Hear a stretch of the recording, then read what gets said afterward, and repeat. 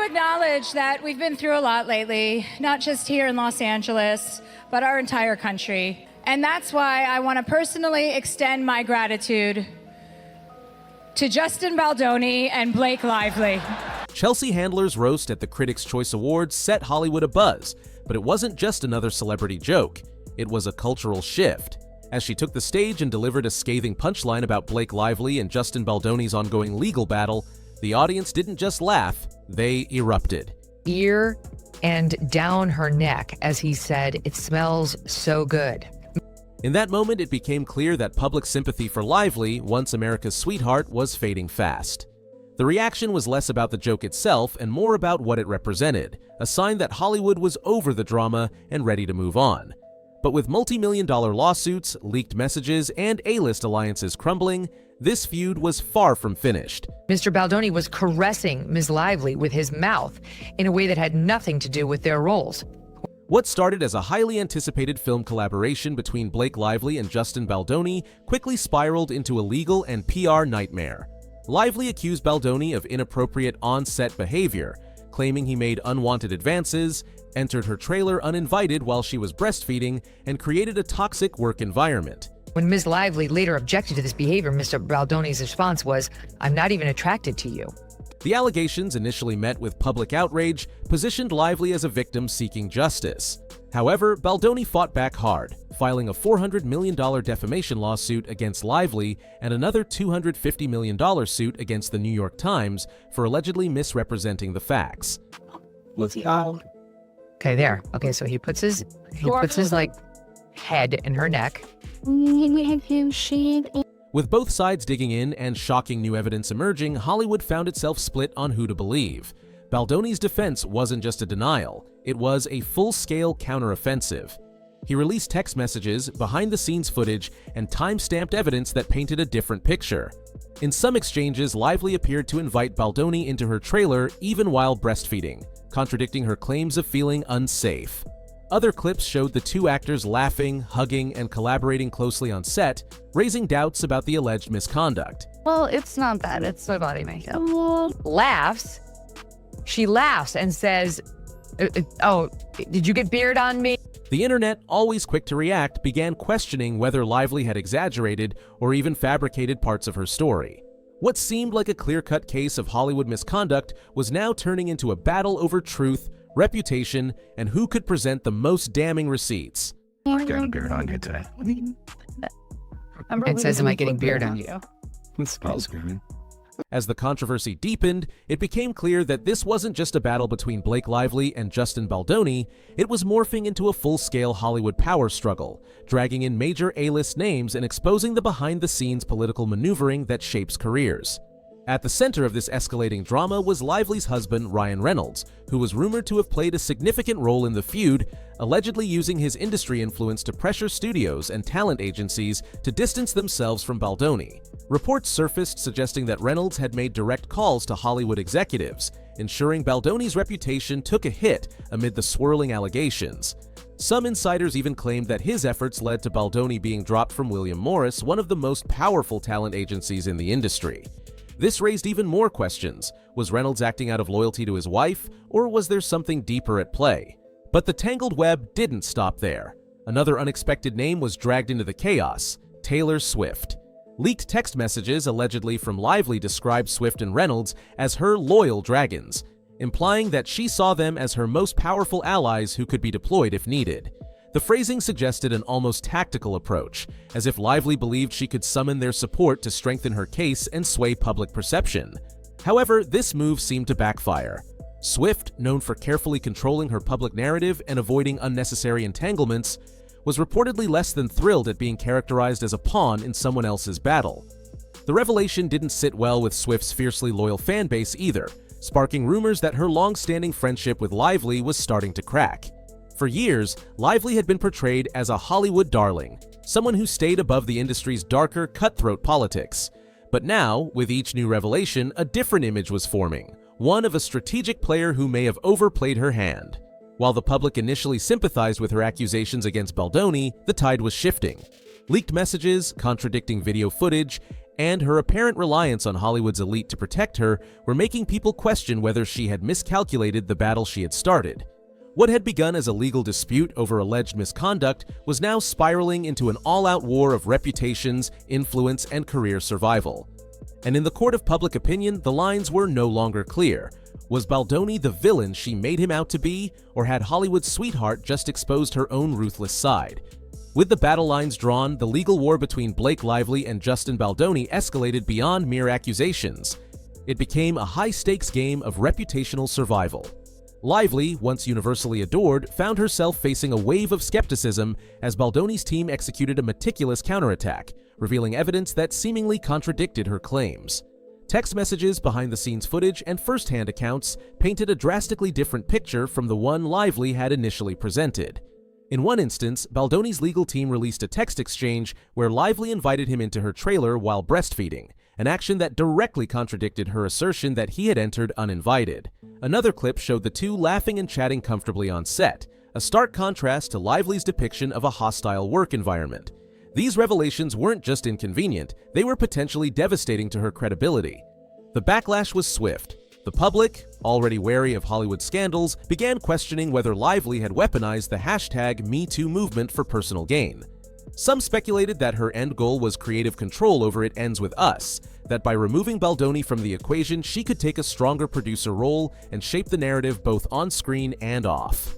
This theory gained traction when industry insiders pointed out that Lively had allegedly been pushing for certain directorial changes before the feud erupted. Had she seen an opportunity to pivot from actress to producer, using the controversy to position herself as a champion for women in Hollywood? Or was she genuinely a victim fighting for justice in an industry notorious for protecting powerful men? Meanwhile, Baldoni wasn't sitting back waiting for sympathy. He took an aggressive stance, filing a $400 million defamation suit against Lively and another $250 million lawsuit against the New York Times for running with what he claimed were misleading allegations. His legal team also promised to release more receipts, a move that left Lively's camp scrambling to control the damage. But the biggest blow to Lively's case came when Baldoni's team hinted at calling Taylor Swift as a witness, a possibility that sent shockwaves through both the legal proceedings and Hollywood itself.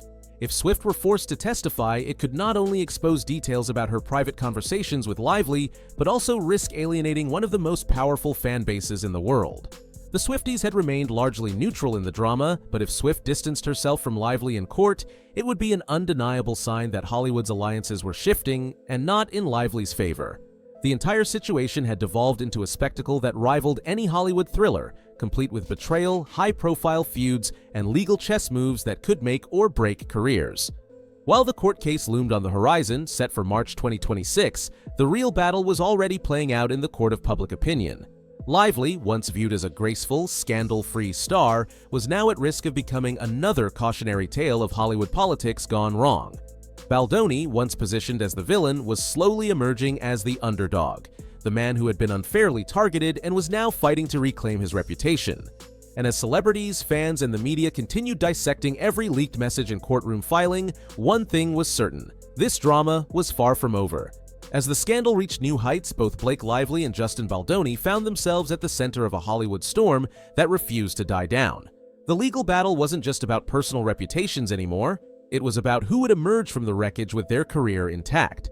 Lively's initial claims of Baldoni's misconduct had triggered a wave of support, but as more evidence surfaced, the public's perception began to shift.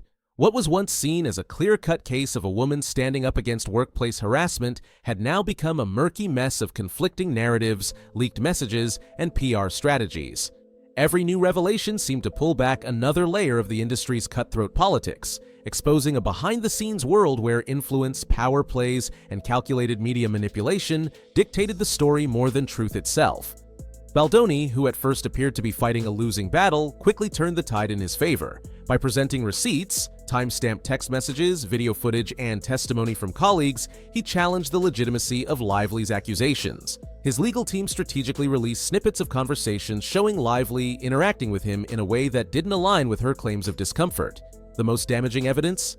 A video from the film set where Lively and Baldoni appeared relaxed, joking around in a way that hardly suggested the hostile work environment she had described. The contrast between Lively's legal statements and these candid moments raised serious doubts about the authenticity of her allegations. Suddenly, people weren't just questioning her claims, they were questioning her motives. Speculation ran wild. Had Lively orchestrated the scandal to gain more creative control over It Ends With Us? Did she see Baldoni as an obstacle to her growing influence as a producer? Or had she simply miscalculated the consequences of her accusations, believing that Hollywood's long-standing history of protecting women's voices in the Me Too era would shield her from scrutiny? The industry, once overwhelmingly sympathetic to her, now seemed to be turning its back.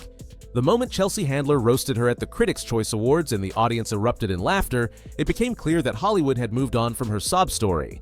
The joke wasn't just about Baldoni, it was about how overplayed and tired Lively's narrative had become in the public eye. But if Lively was losing ground, she wasn't going down without a fight. Her legal team doubled down, filing subpoenas for Baldoni's private messages, emails, and even his old AOL account, a move that reeked of desperation. If she had undeniable proof of misconduct, why was she still fishing for more evidence? This aggressive approach suggested that Lively's case was built on shaky ground and that her team was scrambling to find anything that could shift the narrative back in her favor. However, if their deep dive into Baldoni's past came up empty, the backlash could be catastrophic, turning her from a Hollywood darling into an actress known for weaponizing accusations for personal gain. Meanwhile, Baldoni's legal team played their next card, hinting that if Lively continued to push, they would release even more damning evidence. The possibility of more leaks had the internet buzzing. What other conversations had been recorded? Could there be messages proving that Lively had intentionally manipulated the situation? Social media was already split, with some fiercely defending Lively while others accused her of being a master manipulator. The one thing everyone agreed on? This wasn't just a personal feud anymore. It was a Hollywood battle for power, and the fallout would determine more than just the fate of two celebrities. It would redefine how scandals unfold in the entertainment industry. As the trial date loomed in March 2026, one thing became clear. This fight wasn't going away anytime soon. The more both sides dug in, the messier the situation became. And in an industry where image is everything, Lively and Baldoni were both gambling with their futures, knowing that one wrong move could mean career suicide.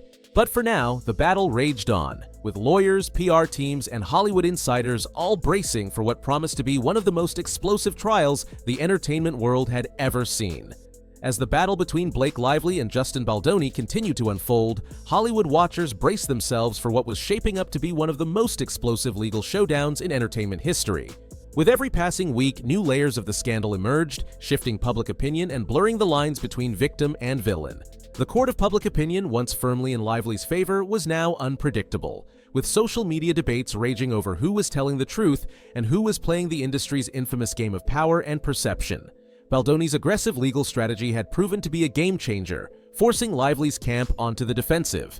His counter-lawsuits for defamation, particularly the $250 million case against the New York Times, signaled that he wasn't just fighting for his reputation. He was looking to make an example out of those he believed had spread misinformation. The lawsuit claimed that the publication had run with Lively's allegations without properly vetting them, setting off a firestorm of speculation. If Baldoni won this case, it wouldn't just clear his name. It could potentially change the way media outlets handle allegations in the era of #MeToo, creating a precedent that made them more cautious about publishing unverified claims. Meanwhile, the PR war waged on behind the scenes. Lively's team attempted to regain control of the narrative, leaning into themes of female empowerment and the struggles women face in the entertainment industry. Some of her supporters framed the backlash against her as a form of societal gaslighting, arguing that Hollywood had a long history of turning against women who spoke out. But this argument had a fundamental flaw. Unlike past cases where powerful men were exposed for decades of wrongdoing, Baldoni had come prepared with receipts, and the evidence wasn't supporting Lively's claims. Instead of unearthing more damning material against him, the deeper the investigation went, the more it seemed like Lively's accusations were unraveling. Perhaps one of the most unexpected twists in the saga was the revelation that Baldoni had allegedly been targeted by a whisper campaign orchestrated by Lively's team before she even made her allegations public. Leaked PR emails suggested that her camp had been working to control the media narrative in advance, planting seeds of doubt about Baldoni's character among industry insiders and journalists. This led some to question whether her accusations were a genuine call for justice or a calculated career move aimed at removing Baldoni from the equation. Then there was the Ryan Reynolds factor. Baldoni's team subtly hinted that they had evidence of Reynolds personally intervening in the dispute, making calls to studios and talent agencies to damage Baldoni's career prospects. If true, this would not only implicate Reynolds in the scandal, but could also threaten his pristine public image as Hollywood's lovable, quick-witted superstar. While Reynolds had stayed quiet publicly, insiders speculated that he was working behind the scenes to contain the fallout, avoiding any direct association with the legal battle while still supporting his wife. And then there was the wild card, Taylor Swift. With leaked texts suggesting Lively viewed Swift as one of her loyal dragons who could be unleashed if needed, the internet buzzed with theories about how much Swift knew about the scandal and whether she would be forced to address it. Swift's PR team had already taken steps to distance her from the drama, but Baldoni's legal team hinting that they might call her as a witness raised the stakes even higher. Would Swift testify if subpoenaed? Would she risk damaging her own brand to defend Lively? Or would she quietly step away, signaling that even Hollywood's most powerful friendships had limits? As the March 2026 trial date approached, both sides dug in deeper. Lively's lawyers issued sweeping subpoenas for Baldoni's personal communications, requesting years' worth of emails, text messages, and even his old AOL records, an almost laughable level of desperation. This move suggested that her team didn't have the concrete evidence they had initially claimed, leading many to believe they were hoping to uncover something incriminating rather than already possessing a smoking gun. If Baldoni had been guilty of any wrongdoing, wouldn't Lively's team have presented it by now instead of searching for more dirt? On the flip side, Baldoni's team continued to release carefully curated evidence that bolstered his defense. Every leaked text, every behind-the-scenes clip, and every industry insider siding with him only strengthened his case. But there was still a risk. Hollywood was fickle. One misstep, one unflattering revelation, and the tide could turn against him just as quickly as it had against Lively. The entertainment industry thrived on scandal, but it also had a short memory. If the case dragged on too long, or if Baldoni became too aggressive in his counterattacks, he ran the risk of becoming the villain after all. For now, the public remained glued to the unfolding drama, treating it like the latest must-watch Hollywood thriller. Social media was filled with theories, hashtags, and deep-dive threads analyzing every new piece of information. The court of public opinion had become a battleground, with fans choosing sides and arguing over who was the true mastermind in this legal chess match. At its core, the Lively versus Baldoni feud wasn't just about two celebrities locked in a legal battle, it was a case study in how Hollywood handles scandal in the digital age. The industry had seen its fair share of fallouts before, but never one quite like this. With multi-million-dollar lawsuits, leaked messages, shifting alliances, and A-list stars getting dragged into the chaos, this wasn't just a tabloid story, it was a full-blown cultural moment. Would Lively fight to the bitter end, risking further damage to her reputation if her case fell apart in court? Or would she quietly settle, hoping that the public would eventually forget this saga as Hollywood moved on to its next big controversy? And what about Baldoni? Would his aggressive defense strategy ultimately clear his name, or was there still something lurking beneath the surface that could turn the tables on him? One thing was certain, this wasn't over, not by a long shot. The subpoenas were still flying, the legal teams were working overtime, and Hollywood insiders were watching closely to see which way the scales would tip. Because in Tinseltown, you're not really someone until someone's making fun of you on a stage in front of millions. One well-timed joke, one viral moment, and you can go from America's sweetheart to Hollywood's most hated, or in Baldoni's case, from accused villain to unexpected underdog. This wasn't just a lawsuit, it was the entertainment industry at its most raw, its most ruthless, and its most revealing. And no matter who walked away the winner in court, one thing was for sure. Hollywood would be talking about this scandal for years to come.